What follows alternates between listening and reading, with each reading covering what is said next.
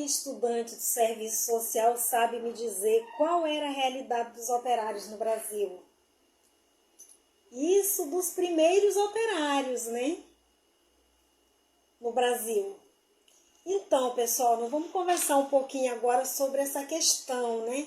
Qual era a realidade? Então, você que é o estudante, né, do serviço social, se alguém chegasse para você na faculdade ou algum amigo, enfim, e perguntasse para você, olha, fulano, você saberia me dizer qual era a realidade dos primeiros operários no Brasil? Aí você agora já sabe falar, se você não sabia, né? Então você vai falar para ele o seguinte, que o movimento operário, ele acreditava que um dia poderia livrar-se potencialmente da sociedade capitalista, né? Então, somente na metade do século XIX, o movimento operário assumiu um caráter internacional devido à avançada industrialização capitalista na maioria dos países europeus, né? Como, por exemplo, nos Estados Unidos e no Japão também, né? Então, o que torna estabelecido a identidade entre os operários e a unificação de sua luta foi a brutal exploração e que eram submetidos os trabalhadores industriais.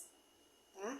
Então, esse movimento operário, ele seria uma teoria revolucionária tentando superar a opressão de classes, tentando assim uma sociedade de homens e mulheres iguais, sem exploração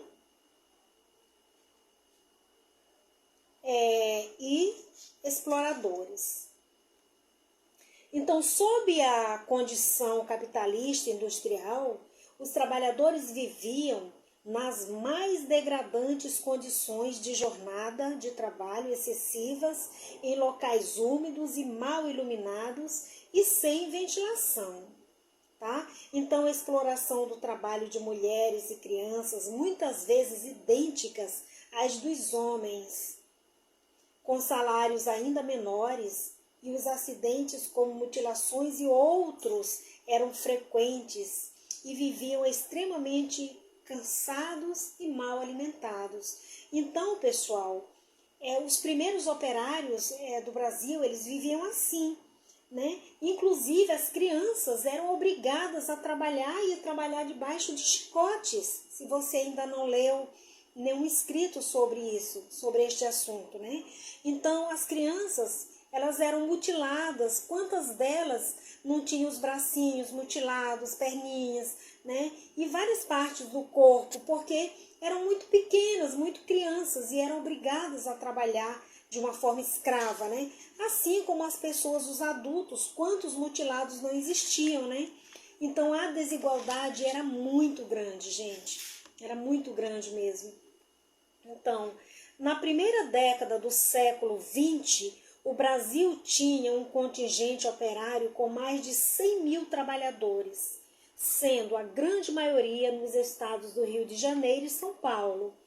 Entre 1903 a 1906, greve de menor expressão tomavam conta dos grandes centros industriais, os tecelões, os alfaiates, os portuários, os mineradores, os carpinteiros e alfaiates foram os primeiros a demonstrarem satisfação.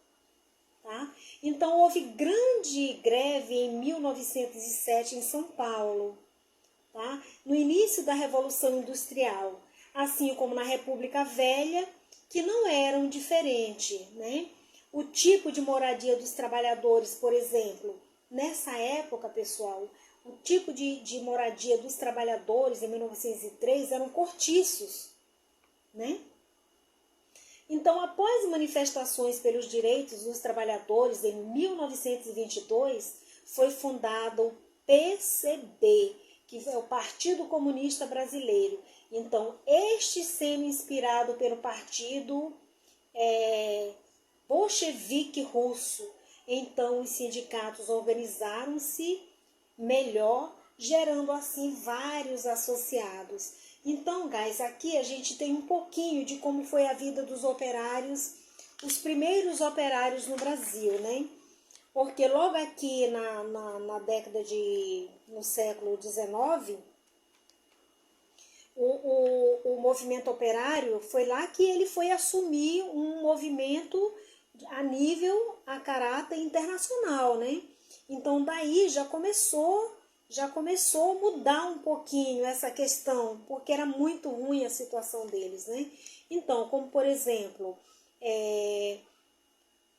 isso se alastrou em alguns países, como Estados Unidos e Japão, por exemplo, né? Que foram os precursores, diria assim, né?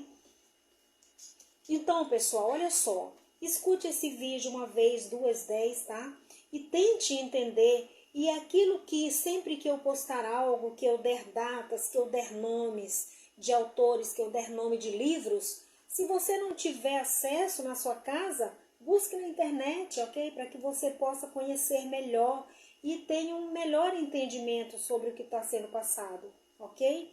Guys, um beijo no coração, obrigada pelo compartilhamento que você faz aqui comigo diariamente, pelos emojis, constar os coraçõezinhos. Obrigada pelos comentários, tá, guys? Obrigada, pessoal. Valeu!